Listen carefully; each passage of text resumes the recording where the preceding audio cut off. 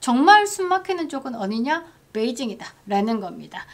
그러니까 이 호르무즈 해협 봉쇄는 단순한 지역적 긴장을 넘어가지고요, 중국의 목줄을 진 것과 같습니다. 그런데 여기서 중요한 것이 뭐냐? 중국이 이란을 통제할 능력이 점점 약해지고 있다라는 겁니다. 반갑습니다. 김영은 TV입니다. 대한민국 하루 종일 이재명의 나토 불참 때문에 난리가 났었죠.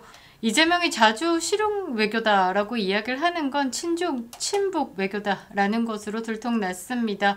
트럼프가 있어 그나마 다행이다라는 생각을 하게 됐는데요. 트럼프 대통령이 참가하는 걸 모르고 이 왕따로 불참 통보를 한 것도 문제지만, 트럼프 대통령이 방위비 분담금 협상 때문에 오라고 했는데도 안 간다라고 개기는 거면 더 큰 문제다라는 겁니다. 나토 정상회의에 이 시차 조율 실장인 이 위성락을 보낼 거면 차라리 불참 통보를 하는 것이 맞다라고 생각을 합니다. 외교 정말 화려하게 개판 놓고 있는데 말이죠. 세계가 어떻게 움직이고 있는지 정말 모르고 있는 것 같습니다.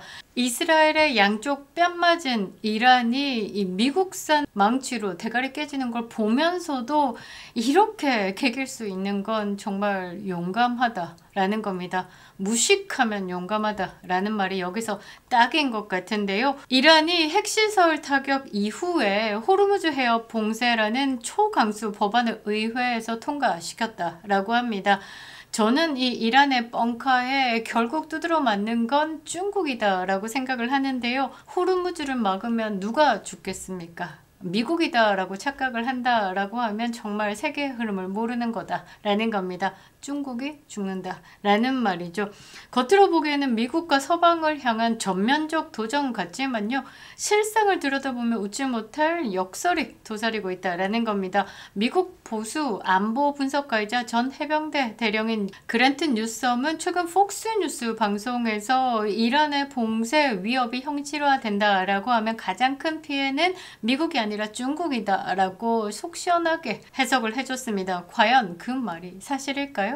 이란의 호르무즈 봉쇄가 현실이 되면 어떤 경제적 후폭풍이 일어나는지에 대해서 여러분들에게 설명드리겠습니다. 그리고 그 타격의 중심이 왜 중국인가에 대한 질문에도 답변 드리겠습니다. 영상 시작합니다. 구독과 좋아요 버튼 꼭 눌러주시고요. 끝까지 시청 부탁드리겠습니다. 멤버십으로 후원해주시는 모든 분들께 감사드리겠습니다.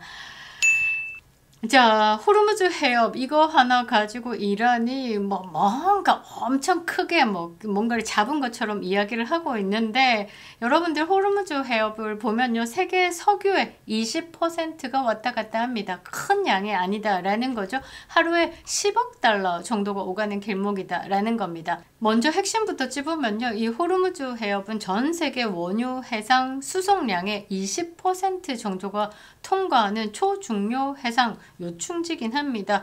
폭스뉴스가 이 해협을 통과하는 원유의 하루 가치가 10억 달러에 달한다라고 보도를 했는데요. 이러한 해협이 막히면 글로벌 에너지 공급망이 마비된다라고 하지만, 여기서 가장 중요한 건 뭐냐? 이 해협을 통과하는 석유 물량 중에 약 50%가 중국을 향한다라는 겁니다. 호르무즈 해협의 폐쇄가 단순히 지역 위기가 아니라 중국 산업의 전반적인 부분을 감당하고 있고, 이 부분이 막힌다라고 하면, 혈관이 막히면 심정지 상태로 몰아넣을 수 있죠. 그러니까 이 호르무즈 해협에 대해 봉쇄한다라는 건 이 중국의 급소를 타격한 셈이다라는 겁니다. 중국의 경제가 이란의 석유가 막힌다라고 하면 버틸 체력이 없을 것이다라고 생각을 하는데요. 이러한 구조적 위험은 최근 중국 내부의 상황과 맞물려 가지고 더욱더 심각할 겁니다. 지금 중국 경제가요, 이 청년 실업이 20% 돌파했습니다. 20% 찍자마자 이제 문제인식이죠. 이제 한두 거짓말을 잘하는 나라다 보니까 20% 찍고 그 이후의 수치에 대해서는 조사하지 않았습니다. 더 많은 실업률이 있다라고 보시면 되고, 요즘에 한번 틱톡 이런 걸 보시면 울고 있는 중국 청년들을 많이 보실 수 있을 겁니다.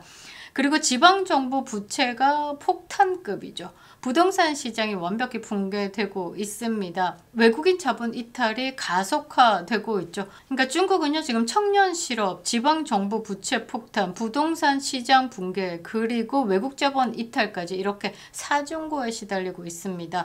올해 상반기만 해도요, 외국계 기업 1,500곳이 중국에서 철수했습니다.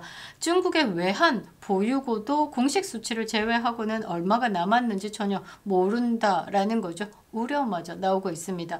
심지어 중국 공산당은요, 청년 실업률 발표 자체를 완벽히 중단해버렸고, 이게 국제사회에 퍼질까봐 이 틱톡도 감시하고 있다라고 합니다. 수치가 너무 참담해서 통계조차 못한다라는 의미로 해석될 수 있죠. 이런 상황에서 원유 공급이 끊기고 기름값이 폭등한다? 이란의 원유는요, 이 미국 제재를 받고 있습니다. 그래서 시장이 돌지 않는다라는 거죠. 그래서 이란이 수출하는 원유의 80%가 중국에게 가고 있습니다. 그리고 중국은 이 전체 소비량의 50% 가까이 이란 석유로 움직이고 있다라는 겁니다. 이란 석유는 전 세계에 제재를 받다 보니까 반값에 들여오죠. 이란 같은 경우는 중국에게서 이 기름을 팔고 받은 돈으로 지금 움직이고 있다. 그런데 이란에 싼 원유가 끊기고 다시 2배 가량의 원유로 중국이 공장이 돈다라고 하면 아마 붕괴할 겁니다. 지금 중국이 이 싼 가격으로 대량 생산을 해오고 있죠. 그런데 원자재 값이 폭등한다라고 보면 가동률이 붕괴가 될 겁니다. 전력 대란은 물론 물류 시스템도 일시적으로 마비가 될 가능성이 높습니다. 이 전력을 싸게 쓰고 있다가 갑자기 2배로 폭등한다라고 하면 대란이 일어나겠죠. 즉 호르무즈가 막히는 순간 중국은요, 정치, 경제, 사회 위기가 한꺼번에 폭발하는 내전 전야 상황이 될 수도 있다라는 겁니다. 이란이 왜 스스로 이 중국이라는 큰 후원자를 자르는지에 대해서도 한번 고민을 해봐야 되는데요. 이렇게 무모한 시도를 하는 게 뭘까? 사실상 스스로의 생존줄을 막는 행위인데 말이죠. 이란의 GDP 중에 약 20%가 중국 수출용 석유에 달려있다라고 합니다. 봉쇄가 실현이 된다라고 하면 이란 자신들도 숨통이 막히는 구조다라는 거죠. 그런데 그들은 단기적 체제 유지를 위해서 반미 민족주의 쇼에 의존하고 있다라는 겁니다. 지살 깎아먹는 짓을 하고 있다라는 겁니다. 이 대한민국도 개딸용으로 언론을 호도하고 있죠. 이재명이가 이 G7에서 어마어마하게 외교를 잘하고 왔다라고 정신승리하고 있는 내부용 쇼처럼 지금 이란도 지금 체제 유지를 위해서 반미 민족주의 쇼에 의존하기 위해서 호르무즈 해협을 봉쇄하겠다. 마치 미국에 엄청나게 타격을 주는 것처럼 이야기를 하지만 사실상 부메랑은 돌아와서 나를 친다라는 거죠. 정권 유지를 위한 연극이다라는 겁니다. 이란이 스스로 반미 선봉장으로 포장하면서 국내 불만을 외부로 돌리고 있지만 이게 실상은 중국이라는 큰손 후원자도 점점 불안하게 하고 있는 고립국의 몸부림에 가깝다라는 겁니다. 그랜트 뉴섬 대령은 폭스뉴스에서 이번 중동의 위기에서 미국의 대응이 이전과 달랐음을 강조했습니다. 45년 동안에 미국은 이란에 당하고만 있었다라고 그는 이야기를 하고요. 협상만 되풀이했고 때로는 현금을 보내기도 했다. 그러니까 오바마 정부에 대한 이야기를 한 겁니다. 그러나 트럼프는 달랐다라고 이야기를 합니다. 그러면서 이 트럼프는 이란을 실제로 타격한 최초의 미국 대통령이었다. 빵빵 끼우고 있죠. 사실상 이렇게 강한 리더십을 보이는 대통령은 저는 레이건 대통령 이후에 트럼프가 처음이다라고 생각을 합니다. 이 메시지가 매우 강한데요. 미국이 필요하면 쏠 수 있다라는 것을 전 세계에 보여준 거다라는 겁니다. 특히 중국이 이를 예의주시했다라고 이 그랜트 뉴섬은 표현했는데요. 사실상 중국은 지금 난리가 났습니다. 왜냐하면 그동안에 중국이 대만을 침공했을 시에 미국이 직접적인 개입을 할 것이냐 안 할 것이냐에 중국 내에서는 미국이 안 들어올 거다 라고 판단을 했습니다. 실제 개입이 절대 없을 거다라고 생각을 해서 중국이 되게 쉽게 생각을 한 거죠. 그래서 이번에 이스라엘이 이란을 공습하면서 미국의 전략 자산들이 전부 다 이제 중동으로 향할 거다라고 생각을 하고 그 빈 공간에 이 중국이 대만을 침공할 계획을 세웠다라고도 들리고 있습니다. 그런데 이 미국이 말이죠, 급습을 해버렸죠. 사실 공중에 이 스텔스기부터 시작해가지고 이 폭격기가 157대가 떴습니다. 대단한 자산이 움직였죠. 그런데 전체 자산이 움직인 게 아니고 공습으로 끝내버렸죠. 빠르게 끝내버렸다라는 겁니다. 그래서 중국이 뜨악 해버렸죠. 미국 건드렸다가는 우리 작살 나겠네. 대만 잘못 건드렸다가는 중국 이거 심상치 않다라고 판단을 해서 지금 그동안에 생각했던 것, 대만 침공을 굉장히 가볍게 생각했던 것을 지금 바꿔야 한다라는 위기감이 조성되고 있다라는 겁니다. 그런데 미국은요, 이 모든 것에 이미 대비가 끝났습니다. 저는 트럼프가 정말로 대단한 지도자다라고 생각을 하는 게 뭐냐면, 이 미국의 호르무즈 해협 봉쇄를 견딜 수 있는 체력을 이미 확보했다라는 겁니다. 미국은 자국에서 에너지 생산이 충분합니다. 근데 그동안에 그 에너지 생산을 아껴왔던 것이고 그거를 개발하는 비용보다 외부에서 사들이는 비용이 더 괜찮았기 때문에 뭐 수입을 하고 했었는데, 이 트럼프도 최근 사우디아라비아를 방문해가지고요, 석유의 공급망을 재강화했습니다. 미국의 에너지 다변화 정책도 빠르게 진전되고 있습니다. 그러니까 과거에는요, 중동에 의존했던 미국이었지만 이제는 전략 비축유 복원과 세일가스 생산 확대로 자국의 에너지를 이제 많이 뽑아내고 있습니다. 사우디, 이스라엘 협력망까지 갖춘 상태이기 때문에 뭐 이렇게 이란이 뭐 내 석유 좀 있는데 뭐 나 이거 불지를 거야 뭐 이거 하나도 안 통한다라는 거죠. 그러니까 호르무즈 해협이 닫혀도 미국은 잠깐만 불편할 뿐입니다. 미국이 이 호르무즈 해협이 갇혔을 때 석유 이동량이 10%도 안 된다라는 거죠. 정말 숨막히는 쪽은 어디냐? 베이징이다 라는 겁니다. 그러니까 이 호르무즈 해협 봉쇄는 단순한 지역적 긴장을 넘어가지고요, 중국의 목줄을 진 것과 같습니다.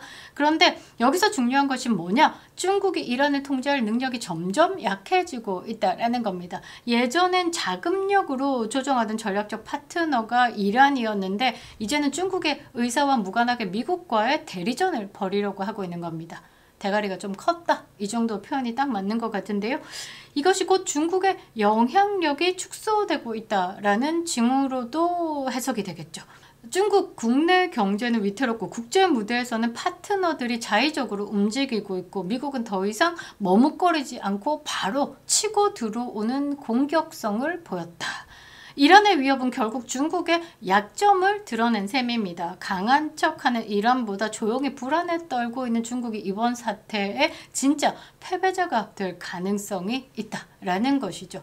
그런데 말이죠, 대한민국의 대통령이라는 작자는 이 중국 똥꼬에 줄 서서 쉬쉬하고 미국의 트럼프에게 개기고 있다라는 겁니다. 트럼프로부터 대단한 응징이 대한민국을 뒤흔들 것만 같습니다. 그게 어떤 방식이든 지금 대한민국은 이 기본 뿌리부터 썩어있는 상황이기 때문에 다다시가 필요하죠. 6.25 때도 외세의 힘을 빌어서 대한민국이 다시 성장하고 기본틀을 잡았습니다. 다시 그때로 돌아간 것만 같은데요. 이란의 벙커에 흔들리던 중국, 대한민국 생존은 동맹과 결단에 달려있다라는 겁니다. 그립다 윤석열, 김영일TV였습니다.